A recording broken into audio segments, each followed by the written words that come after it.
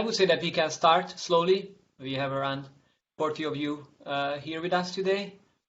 Again, I'm also sorry just to say that the information about the links was sent in an email late, but it's really a pleasure of mine to have still so many of you here with us today.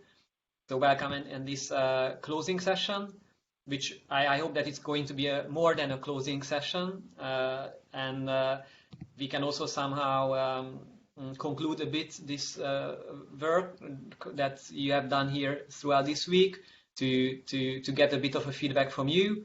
But first and foremost, also to have a bit of a dialogue with two of our distinguished guests. So warm welcome, first of all, to Antje Rothemund, who is the head of the youth department, and she was willing to join us this morning. And also to Rory Newbery. Hi, Antje. Thank you for joining, and also to Rory Newbery, who you have already met, and he was also willing to and ready to join us and to still address you with a few thoughts at the closing session of the Youth Peace Week. So I hope that it will be not only a closing session, but also a bit of a conclusion and still sharing and learning a bit together with all of you. So warm welcome in the session, and just to shortly tell you what's gonna happen in this upcoming 1.5 hour. First, we also would like to get some feedback from you, from some of you in the group, and we have been in touch with a few of you that were willing to share a bit about the impressions that you had throughout this week. I also prepared a small presentation that might help us to get a bit of a feedback from you, and then we will have some closing remarks by Rory and also by Antje. And also, if some questions still come up and you want to address Rory and Antje, of course, there will be a bit of a space for that as well in the session, to make it a bit more like a dialogue, not only a closing. So to start with, I prepared a so-called Mentimeter. I don't know if you ever use this application. It will require you to use your phones or some other device, or you can also try to use it on the computer. The best is on the phone. I will share my screen in a second, and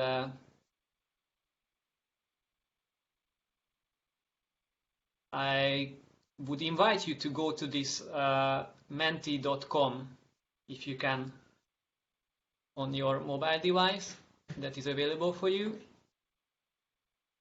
I hope that you have some phones that you can use for this purpose, and you have to put this code into the field that is offered by the menti.com, and I will ask you a few questions, and hopefully if you add your answers, it will appear and everybody will see it on the screen.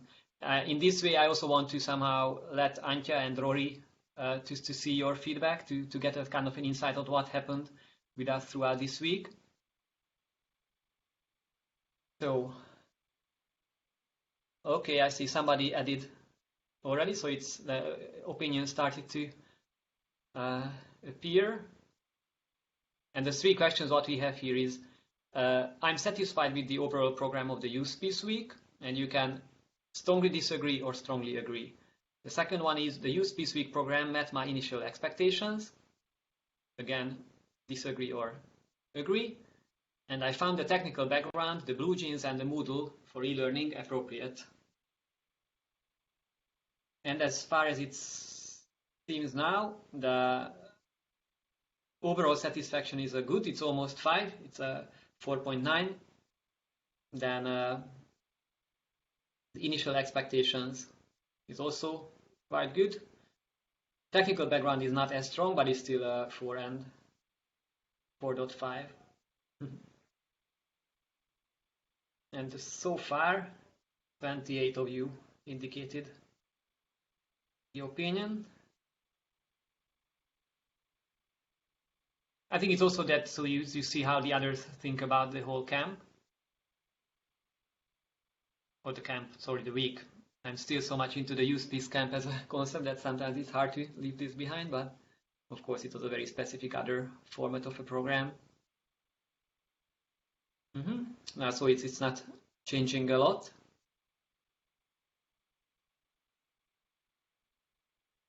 Good. I will try to move on to the next question. Maybe some of you have not been able to yet connect, but let's try with the next question, if you agree. There are still some opinions coming in.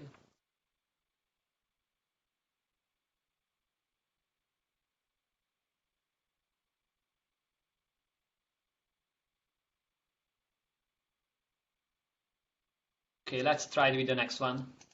Maybe it will be different. So the next slide is, I have an idea for, so there are different statements here, and you can also indicate more. So you can put more as a yes, or that you agree with. As a result of the use piece week, what you learned or what you are able to do now, and what is happening there. I have even more questions and doubts. There are a few in pink, which is also sometimes good to have some more questions. Then most of you developed competencies in peace building. That's great. That was one of our main aims. And also some have idea to follow up this activity, to take some actions. And also new connections in the network, which is also very important. And I hope that these new connections or new friendships will remain with you. Because sometimes also in the youth space camps, I would say that that's one of the most important things, that you remain in touch with each other. And I hope that somehow this online activity was also able to provide this experience.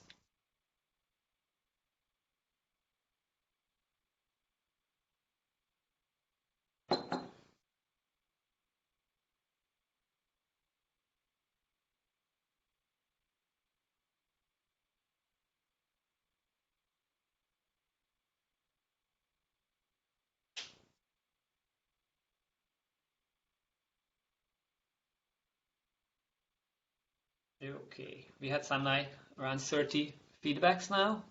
So let's go to the next one, I would say, so that we also speed up a bit this feedback session. So let's see the next one.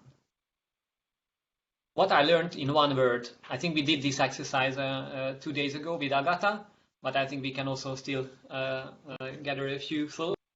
So you can just type in anything that you learned to see what are the main learning points for you. Oh, a giraffe. I guess the giraffe refers to the nonviolent communication, of course, with Marshall Rosenberg.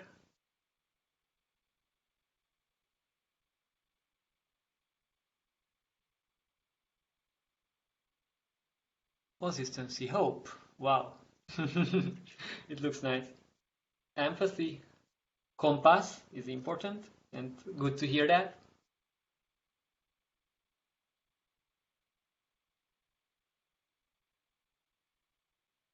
What else? Networking, personal impact. The UN 2250 resolution. More giraffes.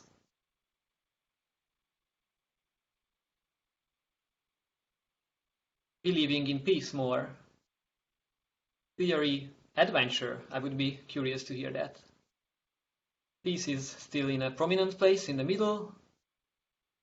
Community spirit, that's nice, even online. New perspective. Also learning about the T-Kids 13, which is on sustainability. I think it's also important that we touch upon a few issues that are not necessarily in the focus of peace building, but are highly important nowadays. And I think the sustainability was one of them.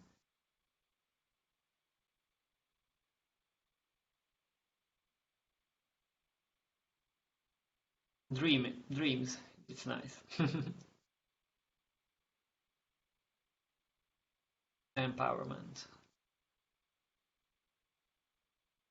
Ooh, new ideas. Democracy as well. I think, yeah, probably the democracy was. We had a very strong message by the director of the Directorate of democratic participation in the opening day by Matyás.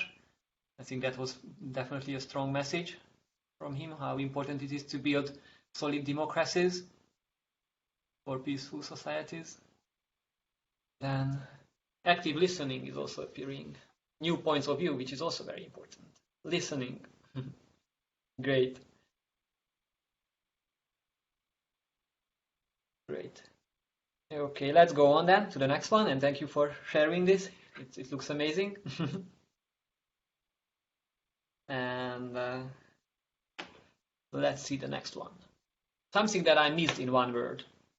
Of course, nothing is perfect, so of course we will also have a proper evaluation online of this activity, and we will look forward to get your feedback. But maybe if you want to share something that was not perfect here, something that you missed, or something that you want to have more of, you can also share it here.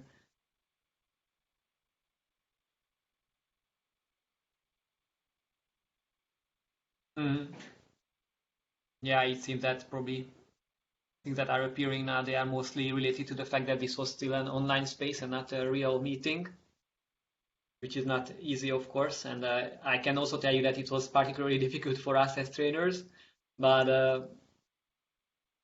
I have to say that I still appreciated all the participation, and it was great to day by day get to know more and more of you by the name, and to learn about your opinions. And thanks, Sylv, for being with us. Yeah, a lot of personal interaction is missing, of course. And coffee breaks. Yeah, unfortunately, we cannot provide coffee breaks here from Budapest or Strasbourg throughout an online meeting. But let's hope that there will be a chance for next year's Youth Peace Camp or in some other activities to meet you in person. Yeah, hugs and meeting you all. And time.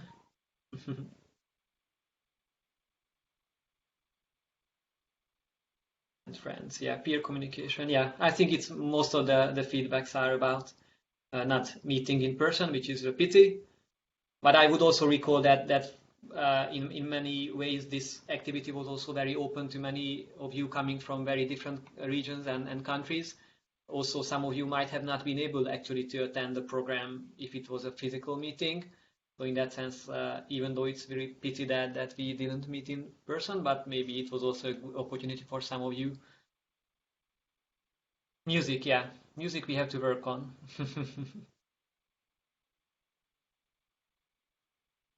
And maybe I would also say that you can also work on this meeting in person, and let's hope that in the future there will be a chance again to organize meetings in person, and maybe you can also regionally or locally meet up actually. So I would say that it's also up to you how you use these new connections now. Let's go to the next one, and thank you for sharing all this. Oh, we don't have a next one. Thank you. It was really just to collect a few quick feelings, and thank you for the hearts. I see different colored hearts showing up down there. Thank you.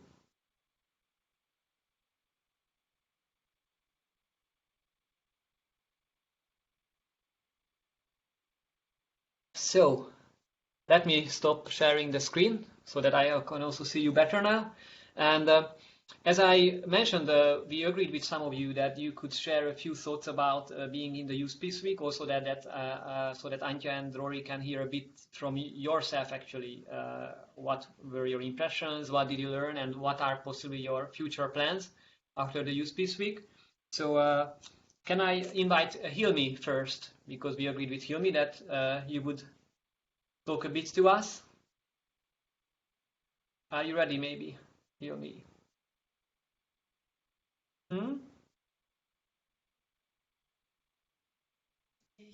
Hello, guys. Yeah. Can you hear me? Yeah. That's perfect. Yeah. So, Thanks to be honest, I will make a really short speech as much as possible because I have got a lot of things and I want a lot of things with you. I have to share a lot of things with you, but I will try my best. Well, so first of all, I have to say that I'm from a Cyprus. It's a really island, therefore it's a point on the map.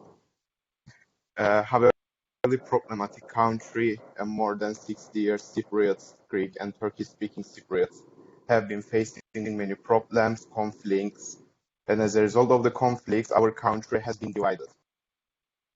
And the division brought ultra nationalism and fascism to many people on the both sides. I have dedicated myself since 2016 to struggle for peace and friendship of all Cypriots.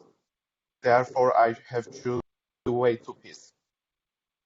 I know that this way is really difficult for us in Cyprus, breaking stereotypes, building peace, encouraging people to interact with each other under the divided atmosphere.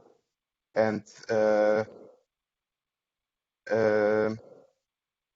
I know one thing, that only super inspirational peace stories and the experiences help us to continue work that way. I mean, the way to peace. To get more inspirational ideas or experiences, I participated in a lot of peace programs, and the Youth Peace Week is one. I have to say that the Youth Peace Week was a remarkable experience for me. I was impressed to see many people all over the world that they are working hard for peace of their countries or try to contribute something to the peace of world, and which I think this is one of the most important things. I'm talking about the networking. Before this week, I was only focusing on my country peace, but after this week, I will also focus on the world as well as much as possible, because I'm a Cypriot, but I'm also a part of the world, and I think each problem of anywhere of the world is also maybe indirectly, but it's also related with me. It's also helped me to realize that I'm not alone on this way. During the webinars and the workshops, I have got a lot of experiences. For example, I have learned the skills of non-violent communication by dear Agatha, so thank you very much. I developed my conflict resolution skills. I have got many ideas about the existence of other peace organizations which are supported by the Council of Europe or by other large networks, big networks. I listened to many inspirational stories from the ambassadors of the Youth Peace Organization, and those stories show me one more time that we are all human, we are sharing the same world, we are living under the same sky, and our wars, clashes between us are pointless. We need only love, humanity, communication, democracy, respect, and accept the differences and believe in the unification power of multiculturalism. Because I learned that the multiculturalism makes our world more colorful and beautiful place. I strongly believe that these experiences, stories, skills will strongly help me to create friendship and togetherness between not only Cypriots, but also all people all over the world who are facing the war, clashes, and conflict. Maybe it is going to be a small action at the beginning, but I always believe that sometimes a small action can be enough for the change. So thank you very much for everything and opportunity. I really appreciate the week.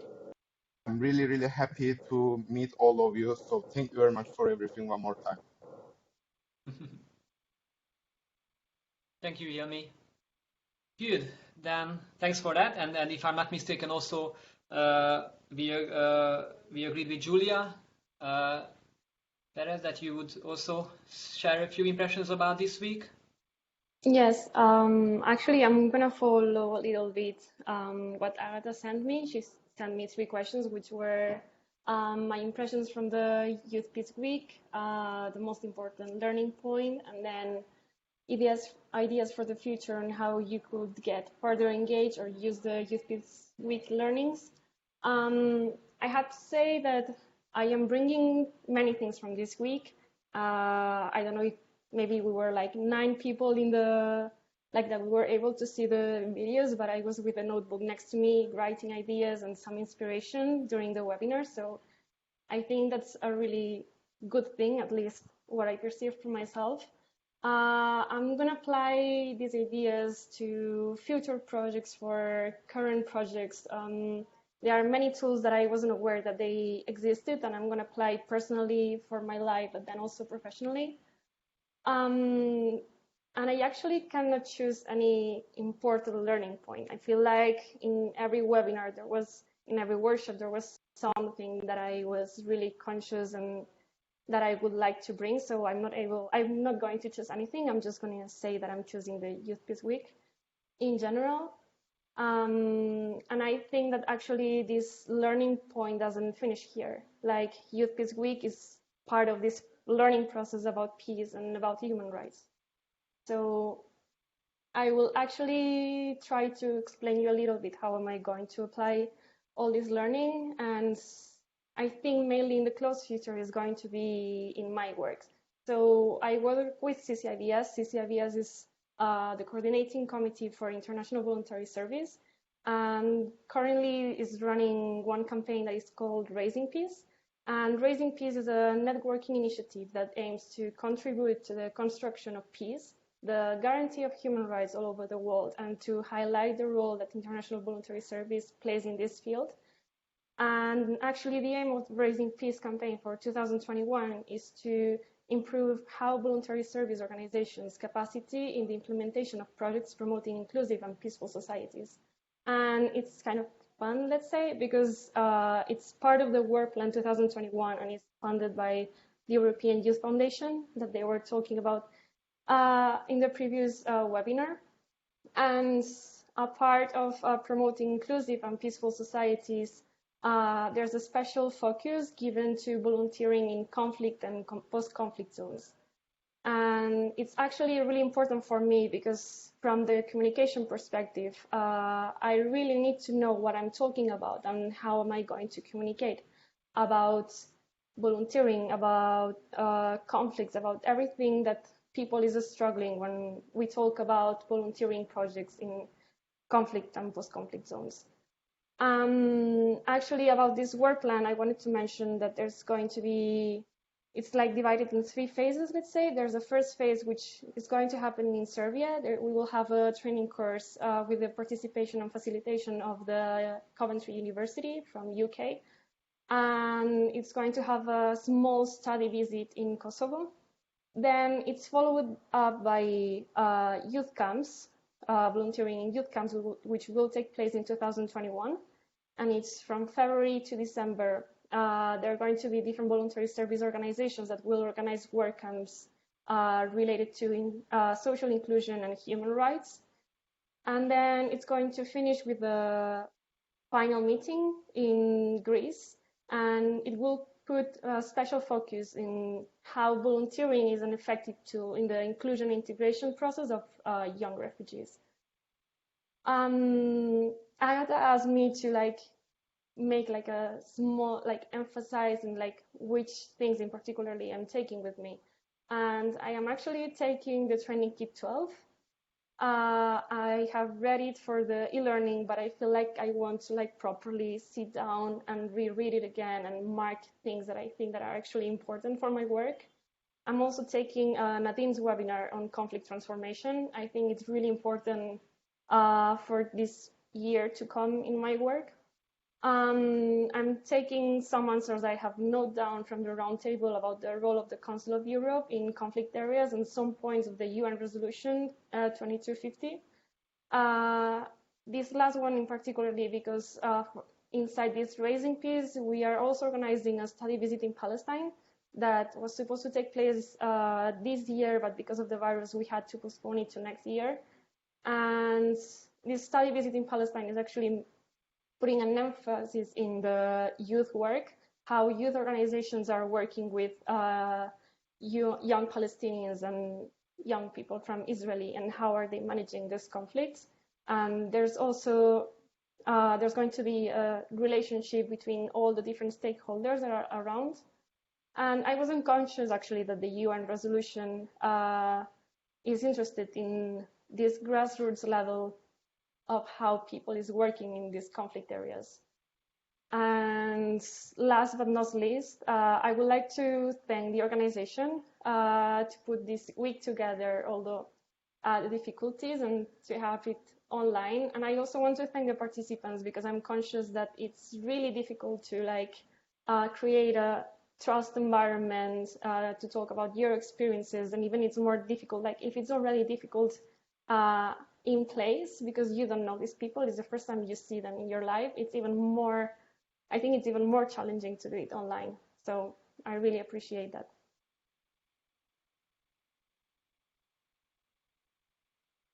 Thank you, Julia. Thanks a lot, and it was great to hear all of that.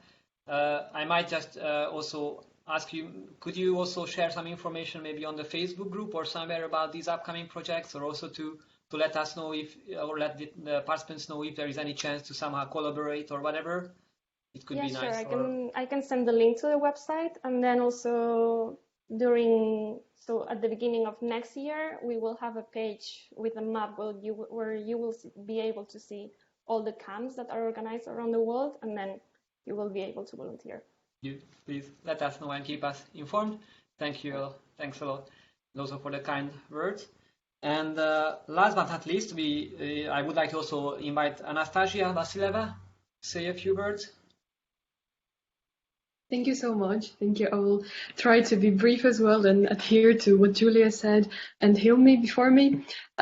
So as for I'll cover the impressions, important learning points, although they were all important, and the ideas for the future, how I'm going to implement the knowledge I've gotten in this week. So first of all, I'd like to explain how this week was like no other weeks for me, and how you really made me understand that all that the previous, youth peace camps alumni were saying, that it has changed their life, that it's like such a life-changing experience, is really true, and it is the same for me, and I'm sure to so many of us as well.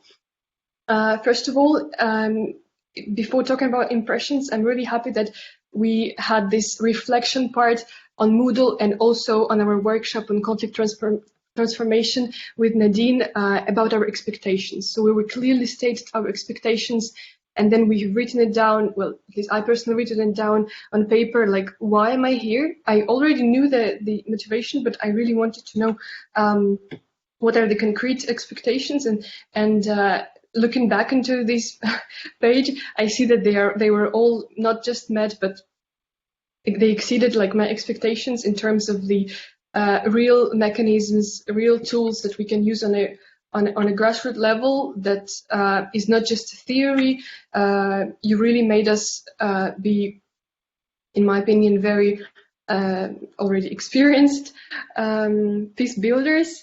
We built a very good network of people that we are right now communicating with, and it really has changed the way we all are thinking, I'm sure, and because it applies for me.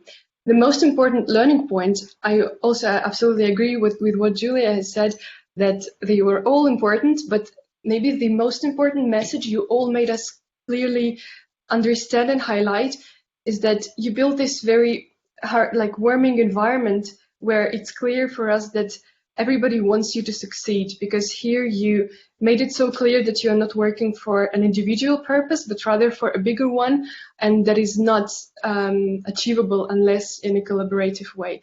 So this is something I really felt throughout the whole week, that everybody really wants you to succeed because it is good for the common good, right?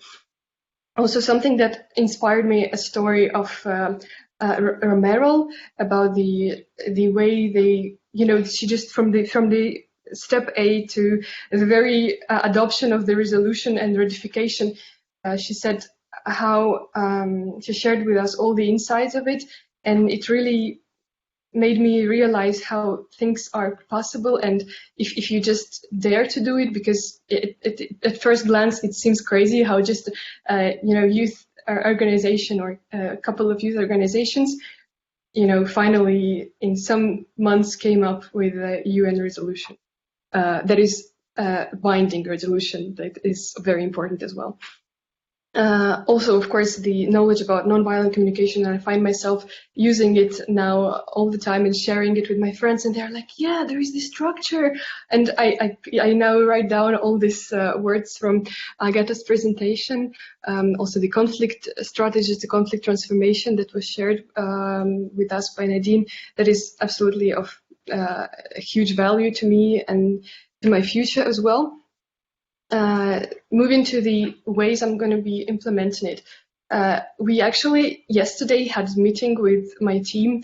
We are building up a project for a better migrant integration in St. Petersburg, and I found myself showcasing for them the toolkit 12 with all the handouts you have, and the exercises that we have to use on the workshop when talking about like conflict resolution and conflict transformation with those people on our further project. And I just found myself thinking that it is already this multiplication of knowledge that you were talking about, even like indirectly or maybe subconsciously. I found myself just willing to share it with everyone because I felt like it's so important, and I really wish they know it. Also, it is a bit also challenging for me to answer this question because it also related to my upcoming year. I'm moving to Belgium to study, where I don't know any type of the organization, and I would really be thankful if maybe you could share some network of the organizations in this area, because for now I'm just quite lost about my actions in Belgium, but I'm sure that I will be still continuing remotely, and this COVID has taught us that it's possible, continuing my project in St. Petersburg. But I would also like to find the implementation in Belgium, where I'm going to be studying and residing. So also I'd like to say that, as Laszlo just previously mentioned, that for some of us, this Week would not have been possible unless it is online. And I'm a part of it because I do not come from the country that is in the requirements of the Youth Peace Camp, which takes place usually offline. So to me, it's like a great opportunity that I just got the chance to be here around you and get all of this hands-on experiences, get all this networking that you were sharing. And yeah, I'm just super grateful, and thank you so very much for your heartwarming sessions, kindness, and help. Thank you. Thank you very much, Anastasia. Thanks for sharing. I still have two of you on my list because we asked Özer and also Gayane to share a few thoughts. But Özer I don't see on the list now. So I would just give the word to Gayane if you are here with us. I saw you. Yeah, I'm here. Just, I would just say that if you have a few thoughts to briefly share, it would be nice to hear you. Also, I have to be at one point probably a bit strict as well as a moderator because we are, of course, as always, running out of time. But I would be happy to hear you, or we would be happy to hear you. So let us know. Thanks. I'll try to be short. So, hello everyone from sunny Yerevan. I hope all of you are safe and sound. And I'd like to share my gratitude to all of you for having this incredible week. I think, first of all, that the way of transferring the knowledge was very efficient. Like, we not only had the opportunity to listen to the guest speakers during webinars, but we also had the space to share our thoughts and also build connections during workshops. When talking about connections, I should mention that it was great to see people from such diverse communities and nationalities. And I really hope that we will keep the connection after the project as well. So I'm kindly asking all of you who would like to continue communication to be responsive and keep the network. Also, I should mention about e-learning platform as well, because there, we put all the things together and draw the conclusion about each specific topic. When regarding to the follow-up actions, I would say that currently I'm a project management team member in one of the NGOs in my country. And some days ago, I shared the opinion about implementation of project about peace building and nonviolent communication. As I saw, my colleagues were positive towards that idea, and I think that in future we are going to implement that project. As a person who lives in conflict region, I think it's really important that each individual comes to the realization that their voice matters. And if we want to stop conflicts between states, first of all, we should start working in our small communities. Also, besides the technical and theoretical part, I should thank you for giving such interesting tools like Compass and also other online tools. I think they are very important and handy tools for project management. Thank all of you, both participants and organizations, for having your efforts to creating this week so amazing, and also especially thanks to the organizers for tackling all the possible difficulties of online conference and proving that online conferences can be interesting and engaging as well. Thank you. Thank you, Diana. Thanks a lot. Good. Of course, I would also love to give the word to everybody, and of course that's something that what we would do in a normal setting. But also our time is a bit more limited than in a normal youth peace camps, and there will be also still an evaluation where you can also share your opinion in writing, and we are really looking forward to hear your opinion and feedback. But now I would invite Rory and Antje to address you as well, now that they heard a little bit about what happened throughout this week. So first I would invite Rory from the Advisory Council on Youth to address you. So Rory, if you are here, still with us, the floor is yours. Still with you. Thanks, Laszlo.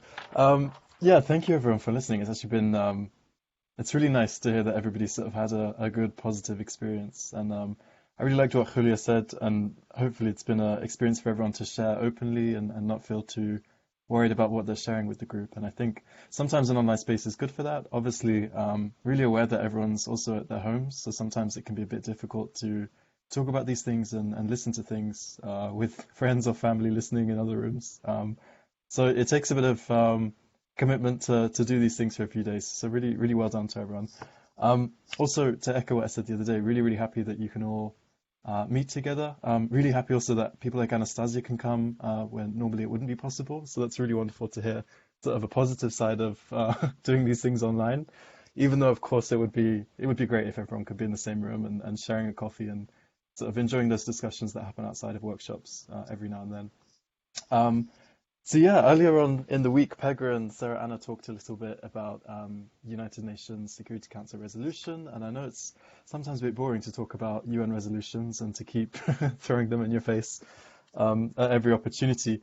But I think it's one of those things that, you know, if you ever come across an opportunity to promote it in your home community or someone else's community and sort of internationally, I think it's something that you should really try and get behind.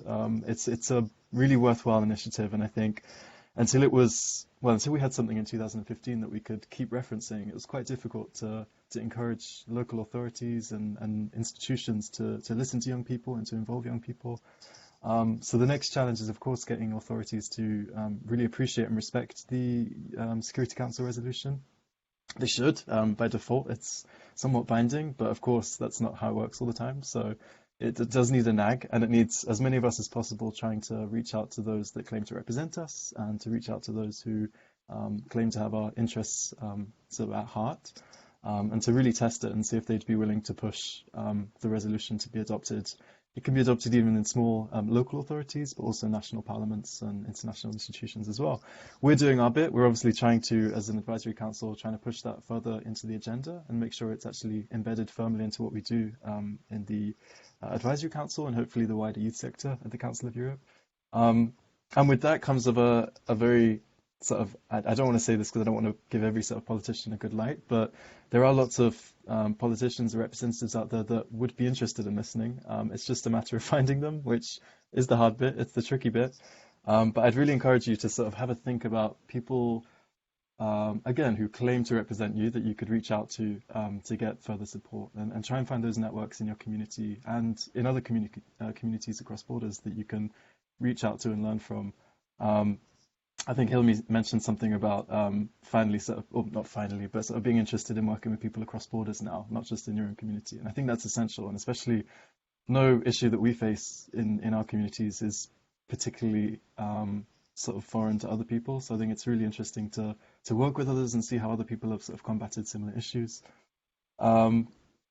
And also, if you ever find yourself in a position where you are at a table sitting, discussing with policymakers, decision makers, institutions, community groups, try and reach out to other people and sort of pull them up and get them involved. Because I think it's something we all do. We sort of get to that stage and we get quite excited that we can be at the table and talking to people about things. But it's really worth having a think about who you could bring with you. Or if you see something that's not for you, try and pass that on to other people. One of the sort of barriers to peace and good cooperation is that we sometimes are a bit too busy to do stuff ourselves, so things just slip through the cracks and we miss out on opportunities to really make a difference. So have a think about the people that in your sort of sphere and the people that you've met these past few weeks, or this past week rather, and at similar occasions that you can really work with and have in mind when you go to these next things. So I'll try and wrap up because I know we're a bit behind. If you have any questions or if you ever want to reach out to the Advisory Council, even if it's not our portfolio, as we mentioned, there's portfolios covering so many things from our relationship with our neighbor regions to there's one on artificial intelligence and the troubles that we face with young people face with artificial intelligence, which is quite a specific, dicey subject. Many other, trying to put myself on the test here, no one even asked me, but trying to think of the other portfolios that we cover in the Advisory Council, but you can find them on the website. If ever you want to reach out to anybody in our Advisory Council, please feel free to get in touch. I'll pass on my details to Laszlo so he can share them with you, and I can always put you in touch with somebody in the Advisory Council. And that's always a good stepping stone. I mean, Anastasia also mentioned moving to Brussels and trying to find a new network, and it's always worth reaching out to people, and it's really good to see that you've done that proactively as well. So also I'd be happy to share some of our Brussels contacts with you, so you can reach out to the Advisory Council members that are based in Brussels. And yeah, similarly, if you ever have anything that you think you'd like to reach a bit more of a European audience, or you'd like to reach the Council of Europe, but there are a few obstacles there, reach out to the Advisory Council and we're happy to help out and point you in the right direction if we can't help. But I'm, again, really glad to see that you can all join, and I'm really glad that you've all made some good connections and keep them up. I know it's going to be strange to finally meet somebody in person when the opportunity comes, but it's really worth going through that awkwardness of finally meeting someone that you've met online. But yeah, thank you for all joining, and thanks for also sharing your thoughts and opinions, Elliot. It was really good to hear. Thank you very much, Rory. And let me also recall that we also had other colleagues from the Advisory Council joining us this week. So Pega, Sarah, Anna, and also Jorge at one point joined the program. So I think they are also available if you want to reach out to them. They are also running, especially Jorge is involved in certain projects that might be very interesting for you. So let us know if you want to reach out to them and we can provide the contact. And thanks for joining us, Rory. Good. So I think, yeah, it's time for me to give the word to Antje. So Antje Rothemund is with us. She is the head of the youth department, and she's connecting to this meeting from Strasbourg. And I'm very happy that she can be here with us. So Antje, if you are ready, I would give you the floor to address the participants. Good morning.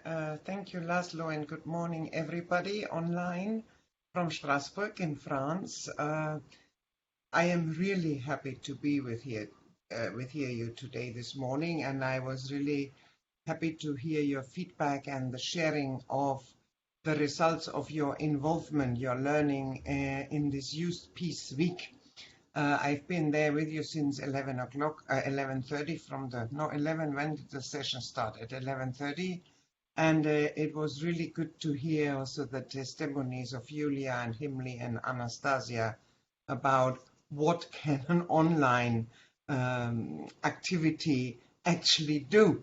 As you can see, I am not exactly digital native, so I am always impressed to see how online activities can also create things that are not obvious, like networks and bonds also between the people that participated.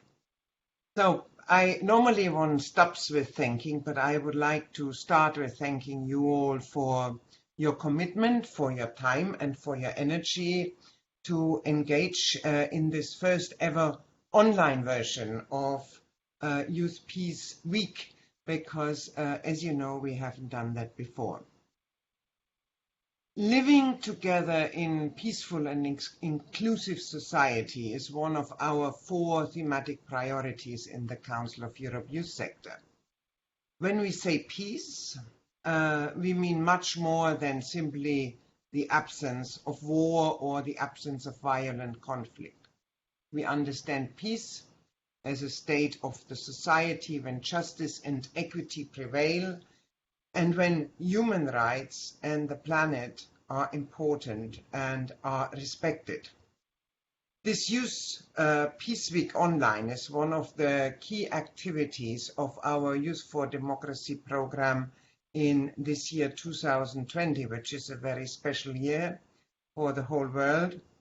But nevertheless, this week gave the opportunity for you participants, for youth organizations, for young people, for youth peace activists and youth leaders to engage in networking and to provide mutual support in coping with conflict and violence. I think you have heard about the Council of Europe from previous speakers. We are an international organization with 47 member states, so we are covering the entire continent, and we in the youth sector we even work with 50 countries. And we are an international organization that offers trainings, spaces for encounters, and also we offer and we produce and we develop educational resources which are not nationally or culturally biased. So we produce resources that can be adapted in different environments, which makes them also very strong. You have mentioned some in your evaluations, like the Compass or the T-Kids, but we have many more. In the Council of Europe Youth Sector, we believe that the sustainability of any democratic society relies to a big extent on the creativity, on the dynamism, on the social commitment, and most of all, the competency and know-how and motivation of young people. This is why in the Council of Europe, we promote young people's participation, not only in our seminars and through our tools, but we actually practice it in our own governing structures, which is called the co-management system. This unique co-management system, in which representatives of governments and youth representatives decide together on our programs and priorities, is quite unique in the whole world. Within an international organization, we promote this as an important standard of youth policy in our member states, and some of our member states have implemented this also through youth councils or youth participation structures on local, on regional, and on national level.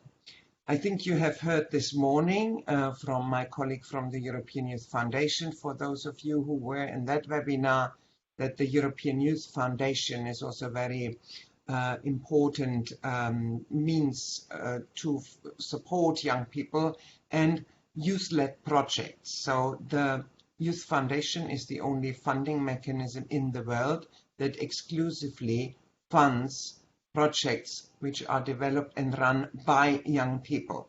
And this is also one of the decision-making competencies of our co-management. So when you will put in a project and when there will be a decision made about your project, it will be half of the members of the committee which will be representing governments, and the other half will be representing youth organizations. So like that, we can also make sure that what we do is relevant for and to young people. A lot of our work in the youth sector is about creating spaces and opportunities for meaningful encounters.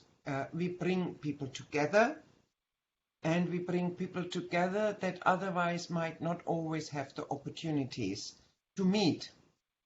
This sounds very simple, but all of you who are involved in peace building and confidence building at the moment or before, you know very well that this is a very challenging task.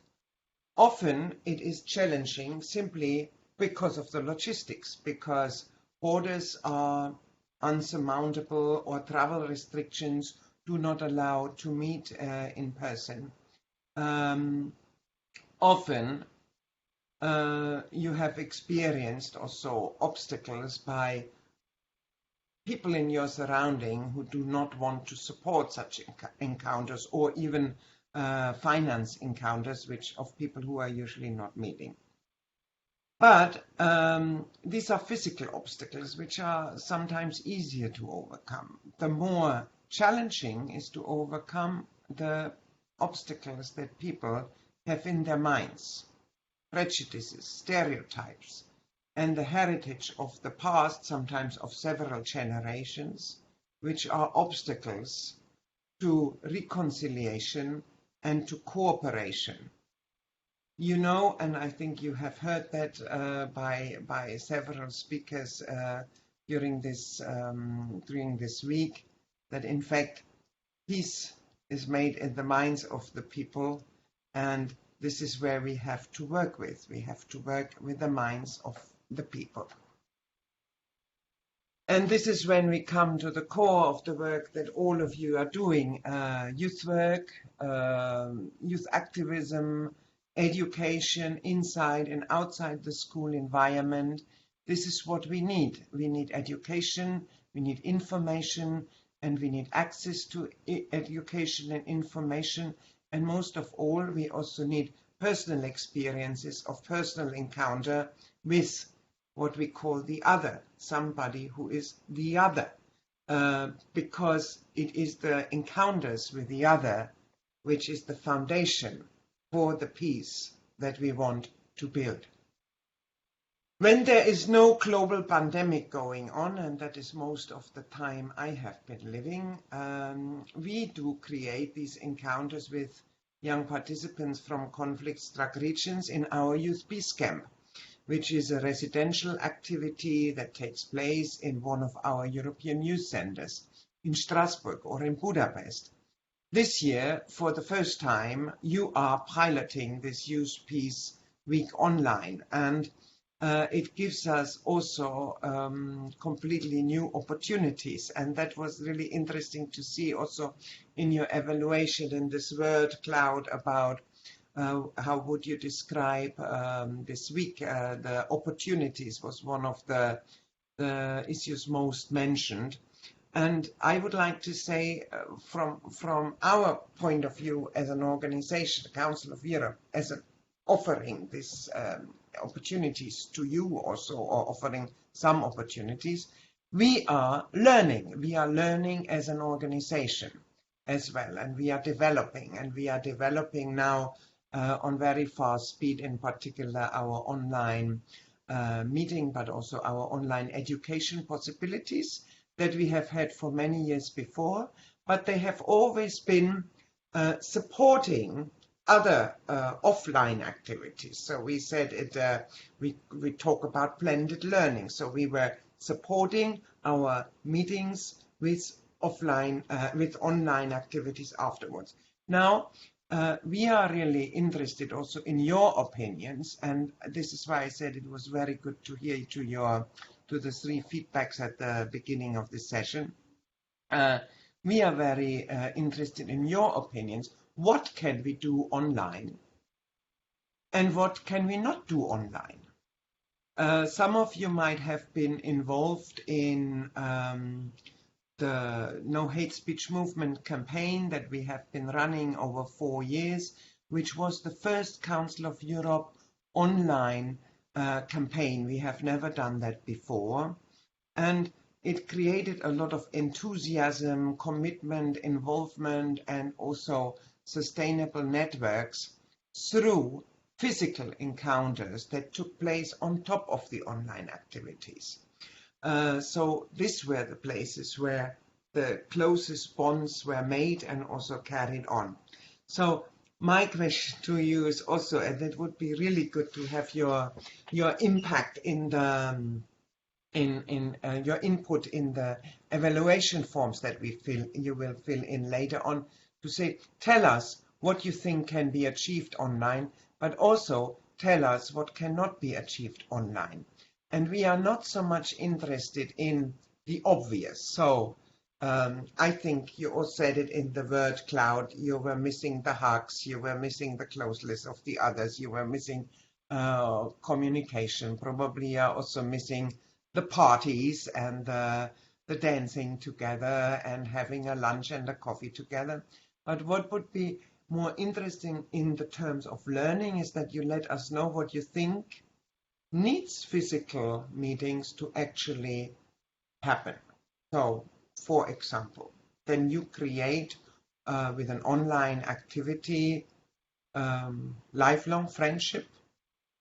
Can you create a real deep empathy and understanding of the situation of the other person? And you try to put yourself in the shoes of the other person, things like that. So we would be very happy to have your feedback on that and your experience, because I think it is very important for us to know that. Our work of the Council of Europe Youth Sector goes beyond our European continent. So I'm very happy that we had for this activity also participants from other continents, and there the online of course gives opportunity to have more people from other continents profit and benefit from and contribute to our activities. But we also have offline activities where we invite people and young people from all over the world. And I think the next big thing that is upcoming in this respect is our World Forum for Democracy, which takes place physically in Strasbourg in November, and we hope it will be a physical activity. And we also hope that, like every year, we can have a physical youth delegation here, but certainly there will also be an opportunity to follow this online. One thing which I heard also from your feedback is that this exchange and this multilateral cooperation and communication breaks the isolation. People who work in peace building, but also other social policy fields, be it violence or be it anti-discrimination, or fight against poverty, and there are many other things, very often feel extremely isolated in what they are doing, because they are working in a small community where they receive often very little support from the larger community. So these multilateral activities like ours and like the ones we organize are always helping to break this isolation. And this is what I also feel has happened here. And I am very happy that this happened here, because these networks and this support that you can provide to each other can keep you going and create some motivation, and also a sort of friendship of the souls of people who are following the same values and want to share with others. And when you have doubts whether you are doing the right thing or whether it's worth doing all that, I think it will surely help that you get in contact with one of the people who you met here or in another activity to get you a new boost of energy. I come to the end. I would like to say that the Council of Europe is a large intergovernmental organization.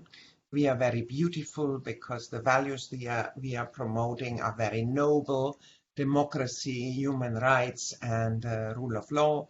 But we are also extremely poor. So as compared to the tasks that we have at stake, we have a relatively small budget, and we should not be confused with the European Union. So we have to invest the money that we have, or the little money that we have, well and meaningfully. This is why we are investing in a lot of our means in the capacity building with multipliers.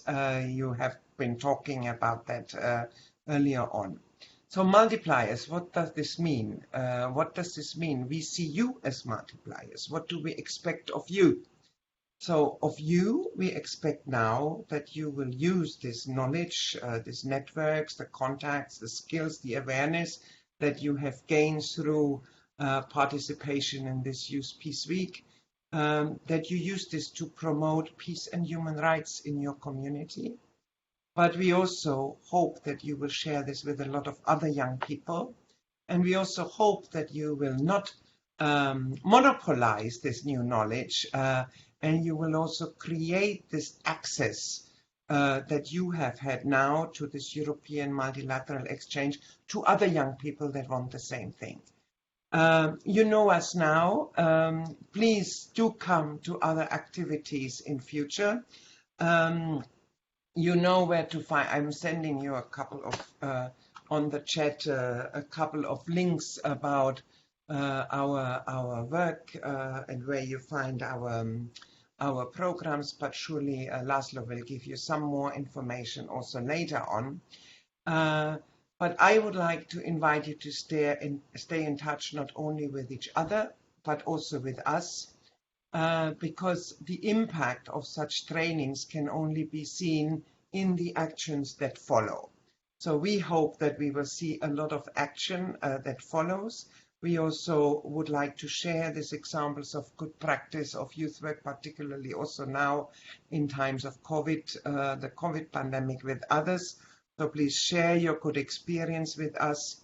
And I would like to thank you once again for participating. I wish you all the best for the very important work that you are doing to bring peace in the mind of the people. Thanks, and hope to see you soon in 3 and 4 dimensions. Thank you very much, Antje, for joining us today and for your words. If I'm not mistaken, Antje, you can still stay with us for like 15 minutes.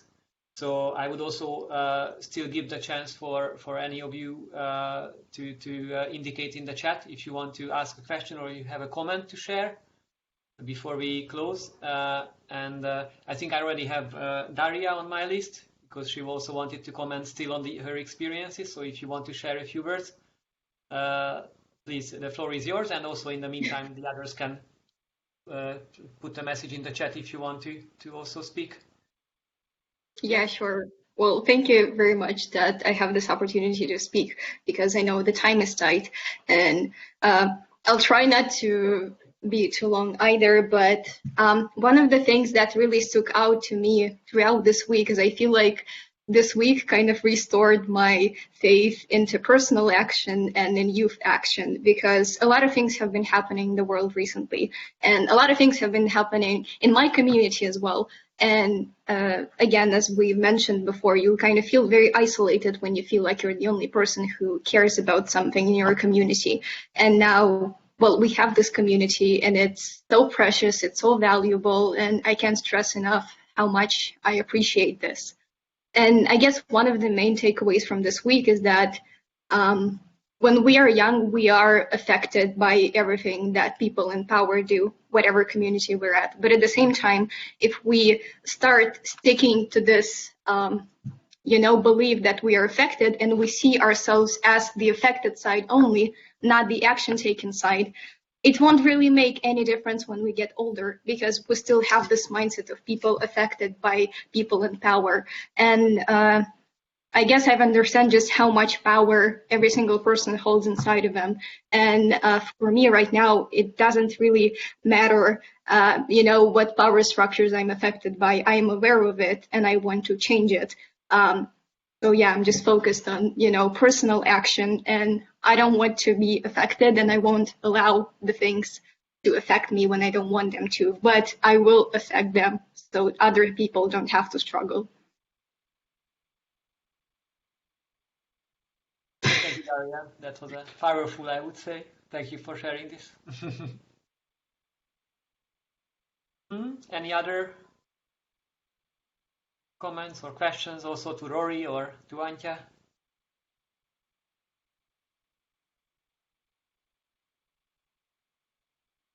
Exona? Exona, the floor is yours. No, so. Thank you, Laszlo. Can you hear me? I'm having problems with connections sometimes.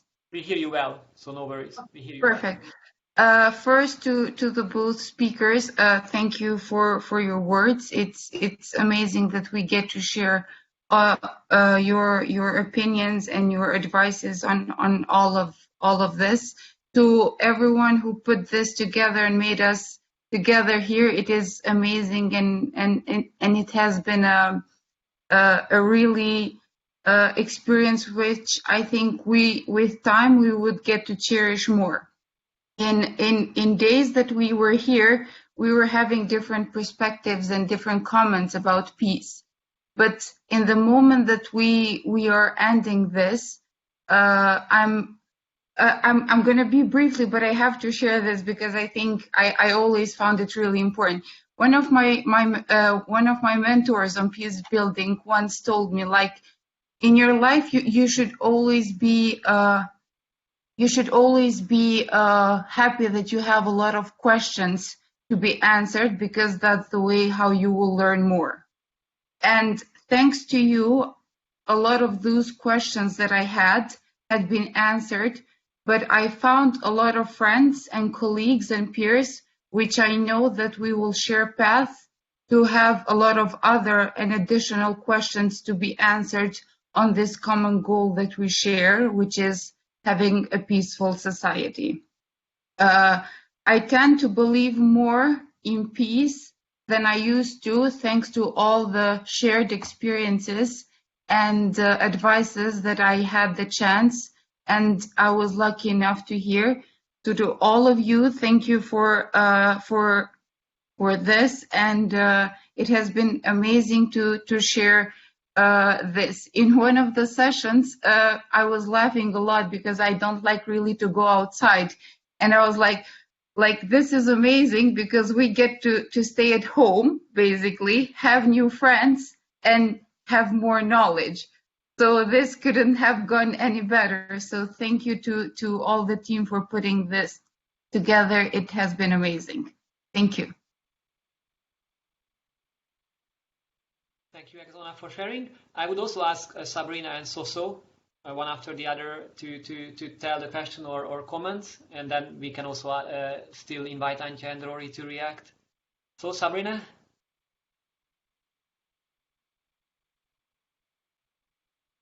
Can I talk? Sorry, yeah, my connection is bad. Okay. So, yes, it's for Antje. Sorry if I'm not saying well your name. You can correct. Do you hear me? Yeah, we hear you. Okay. So I was hearing all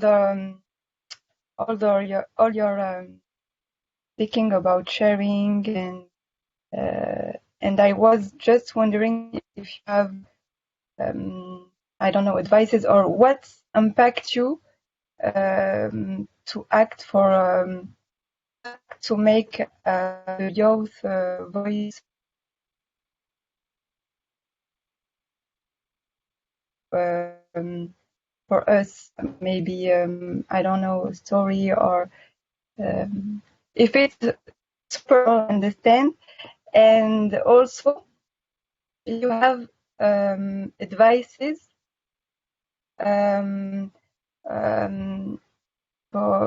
for us, because we are facing sometimes decisions makers who have a vision, and us some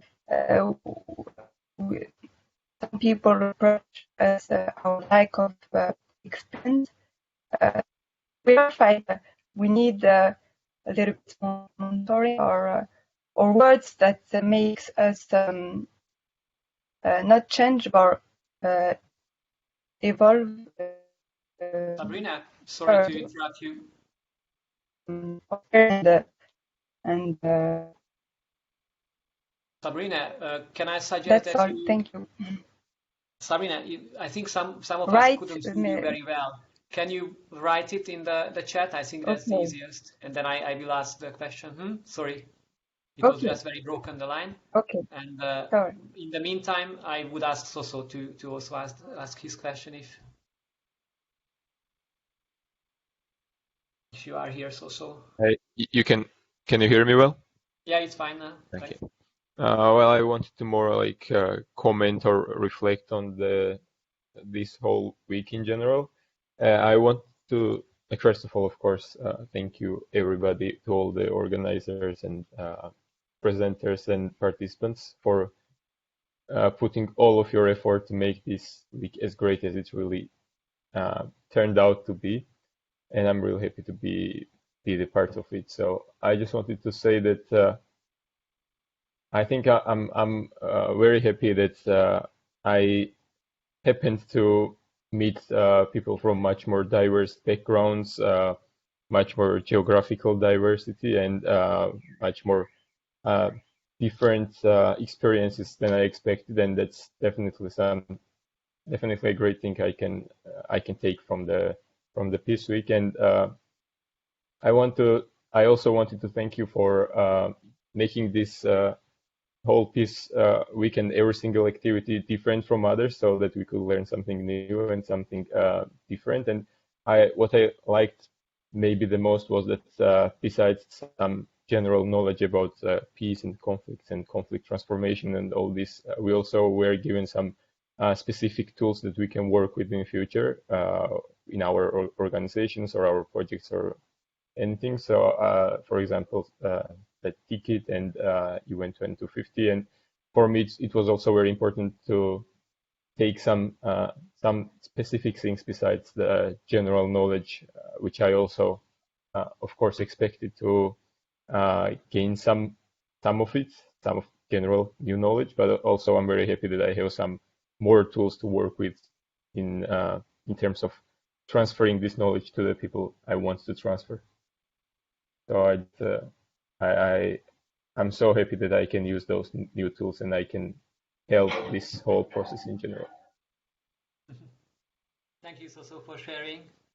Okay, so I would repeat the question of Sabrina because she just sent it in the chat. So one question is, can you give some advice how to bridge the gap between decision makers and youth and young people? How not to change but make evolve this process? Yeah, I think that's the most important message of her question. So can I ask you, Antje, to say a few words if you have something to react to what has been just asked or commented on? Yeah, thank you for the questions, and it's probably also the last question of Sabrina might probably also be a good question for Rory to answer. But I mean, just very quickly, Exona, yes, this is exactly also what we are doing. I mean, we are not trying to find all the answers, but we are also creating a lot of new ones. I think what counts in that is to find the answers together, and this is really also part of our way of working and our way of fostering communication and cooperation.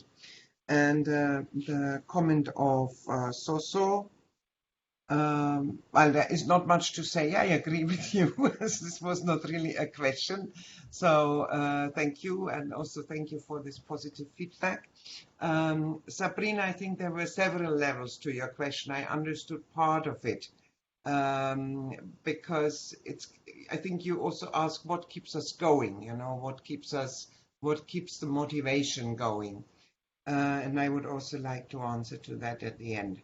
So for your question about the bridge the gap between decision makers and youth voice, I don't think it's that easy.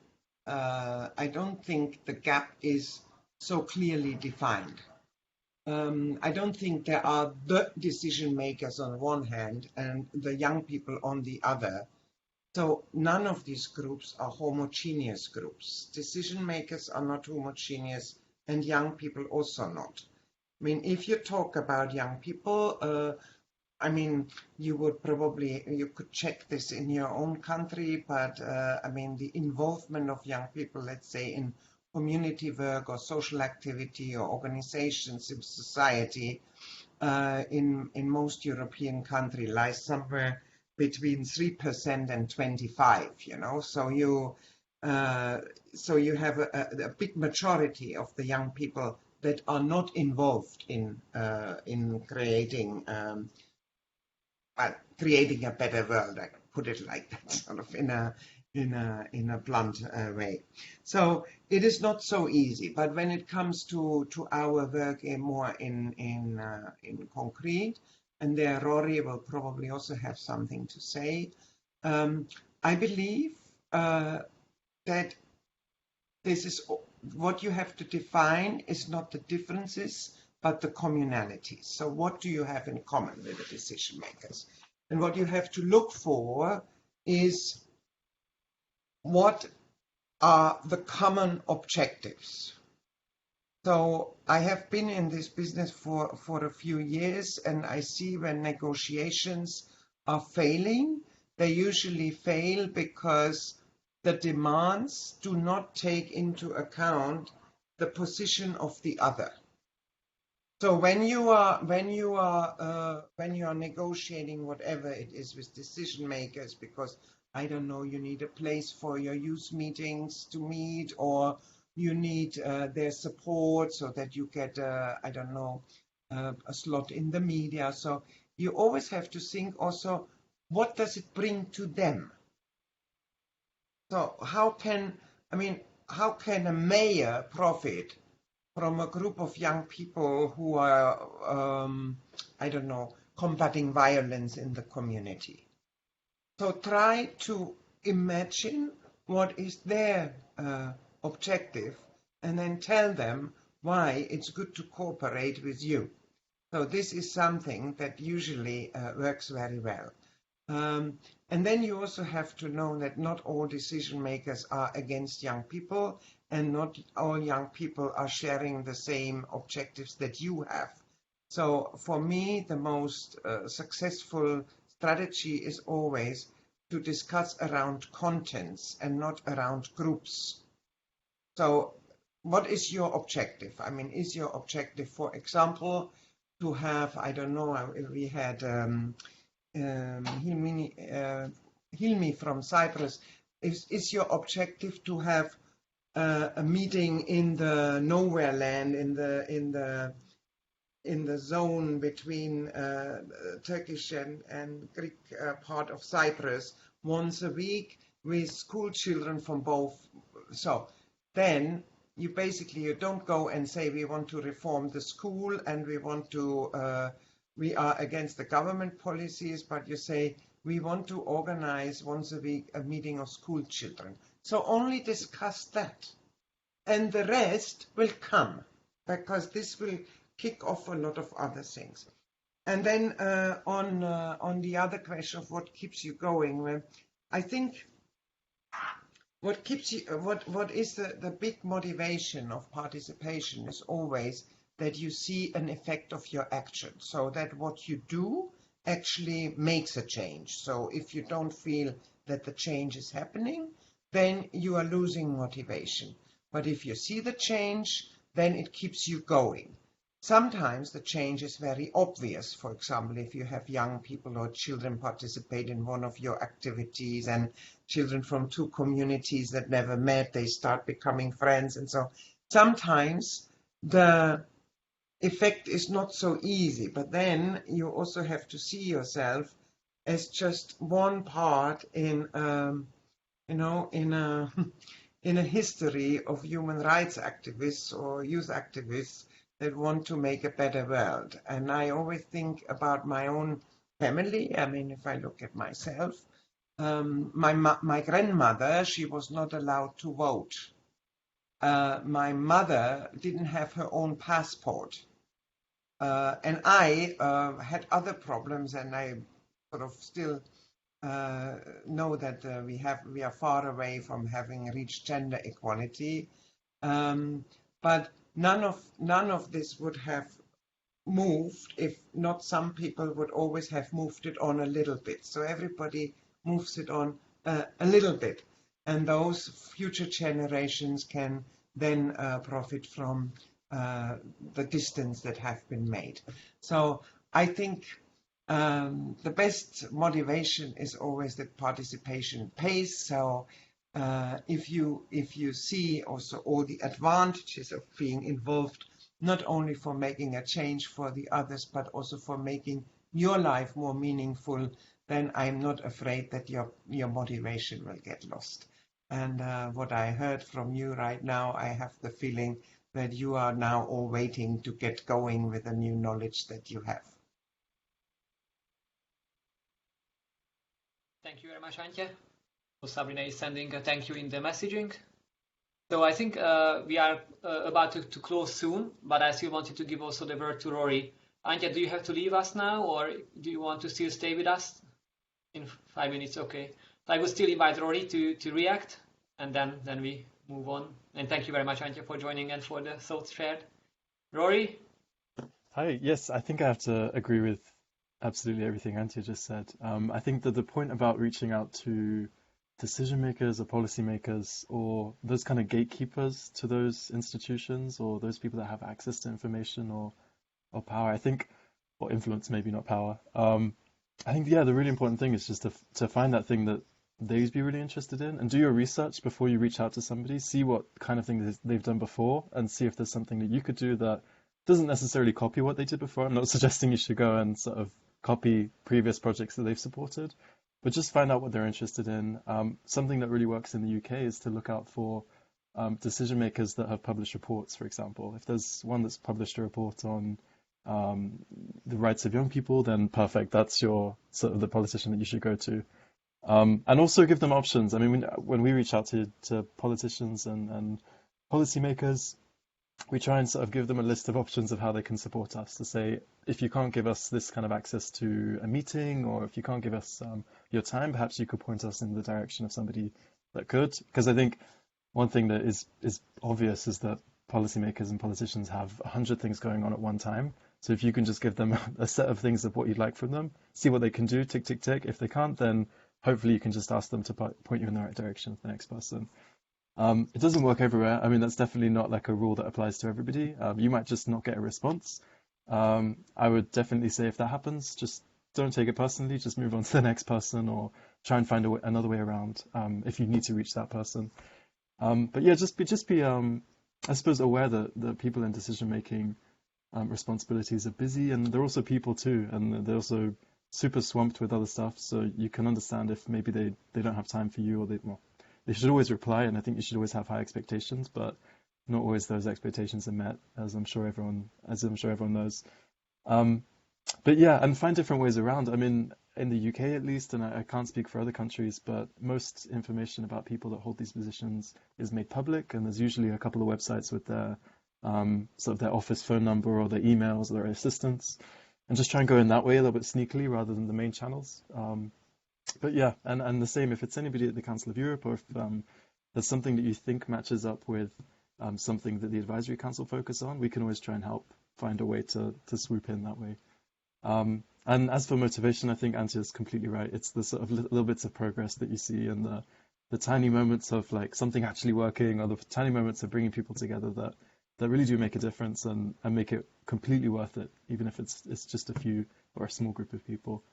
But I think you all know that anyway, because I'm sure you wouldn't be here interested in this if you weren't already interested in making a small difference and connecting people. So yeah, that's all for me. Thank you very much, Rory, and thank you, Antje. Now it seems that we even have music from somebody. Somebody was missing the music, so I don't know whose music is that. Can you just? Oh, thank you. Okay, it's nice. But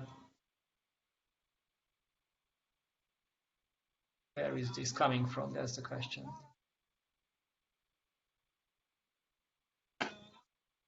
Strange.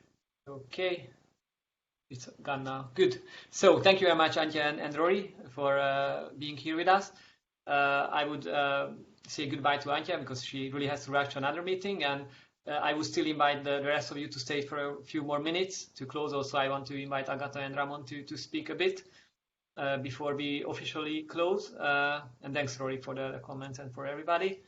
Good. Ramon, Agata, do you have anything to share with us before I say a few closing words myself? Agata, would you like to start? Yes, we can go with alphabetical order, so I can start. Okay, can you hear me well? Okay, now wait a second.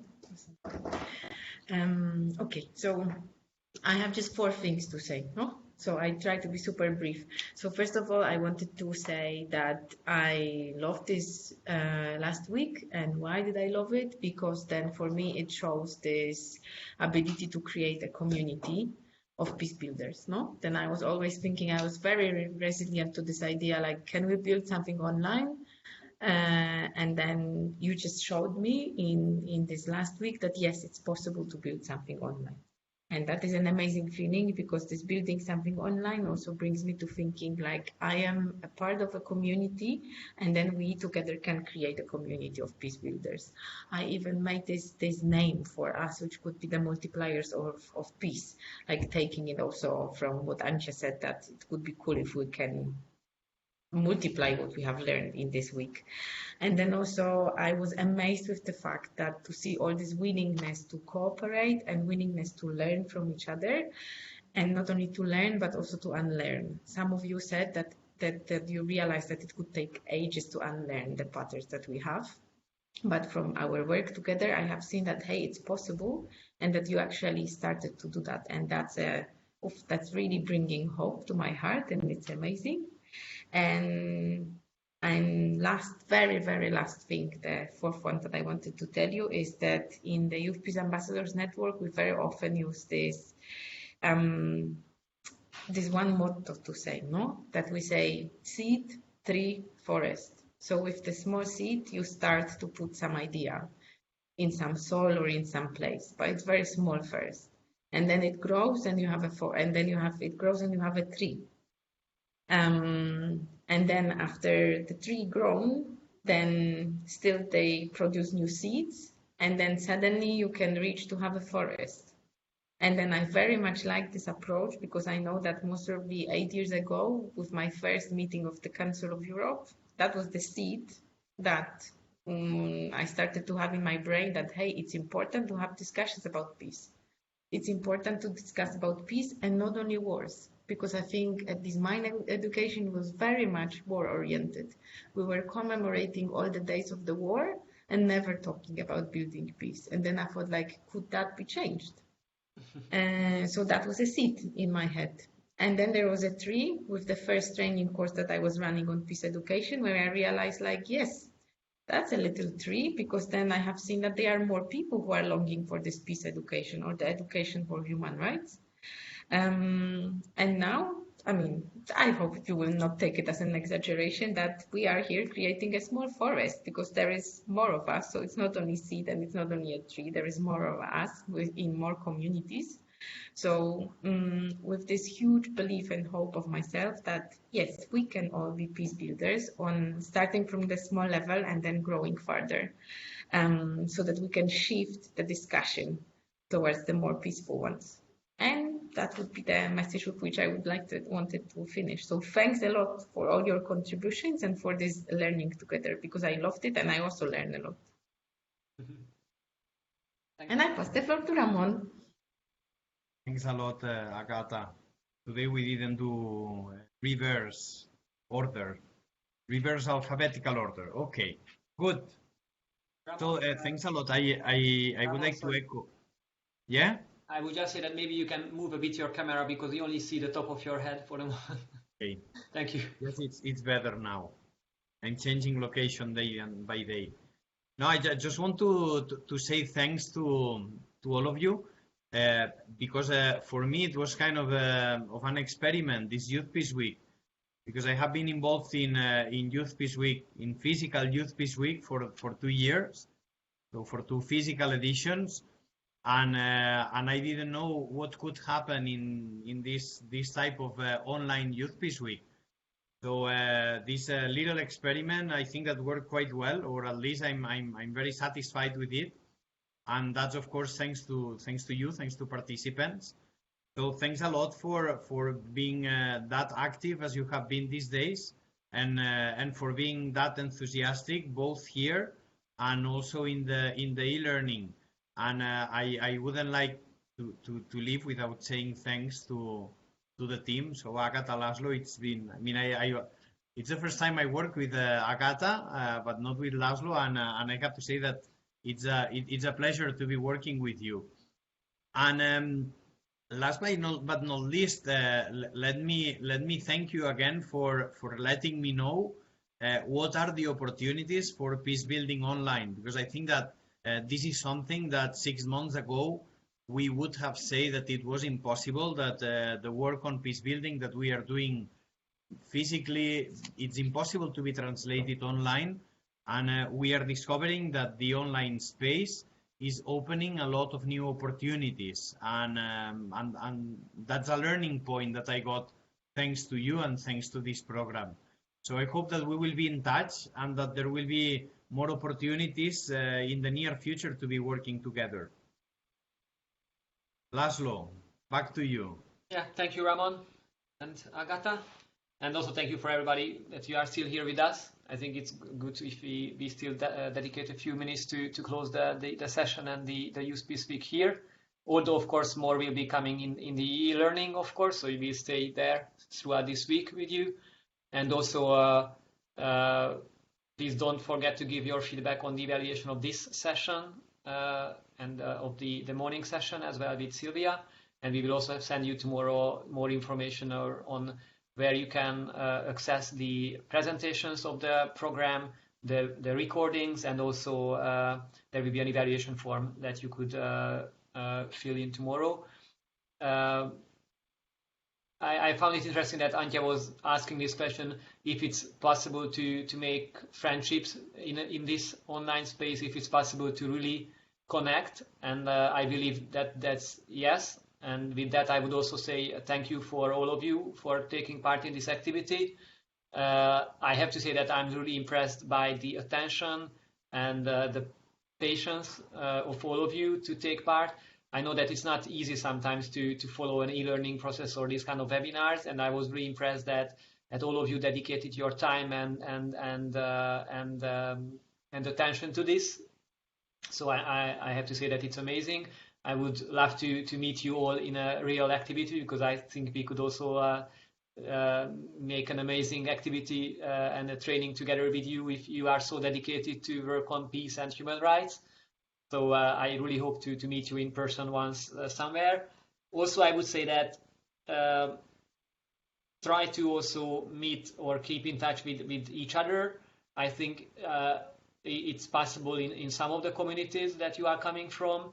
So why not to organize something on a local level, reach out to each other. The Facebook group is there. And I think Bookchat also came up with the idea of creating this chat. So I think the links and the connections are there. So try to go for it. And please also keep us informed in the upcoming weeks if you move on with any of your project ideas. It would be good to hear from you.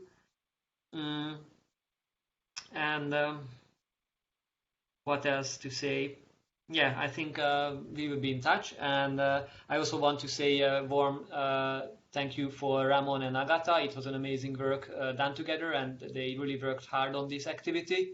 Then also thank you very much for all the Youth Peace Week facilitators who joined us here or there, and also the other contributors. And not to mention, I also have to say that I'm very grateful for the support of colleagues who worked on this activity in the background at the Council of Europe. So my colleagues Rui and Stefan, Gabriela and Attila, I don't know if they are listening to us in this moment, but I just wanted to tell you that there were lots of people working on such a program. So I'm very happy that we managed to work on this program together. So yeah, it's very hard to close a process like this because there is no farewell party in the evening. Let's say that, okay, we still meet in the evening to have some fun together, but it was really amazing to be with you throughout this week, and let's be in touch. So that be the closing words. And also let us know if you want to still maybe have a smaller informal video call tomorrow with some others. We can arrange it and inform you in the Facebook group or in an email. We will be also online and available with Ramon and Agata in the afternoon. So just let us know if you still want to, beside e-learning, do something tomorrow. I think that's all for now. And thank you very much for everything. And hope to meet you once again sometime around Europe. Thank you, Laszlo. Take care and let's be in touch. Thank you for everything.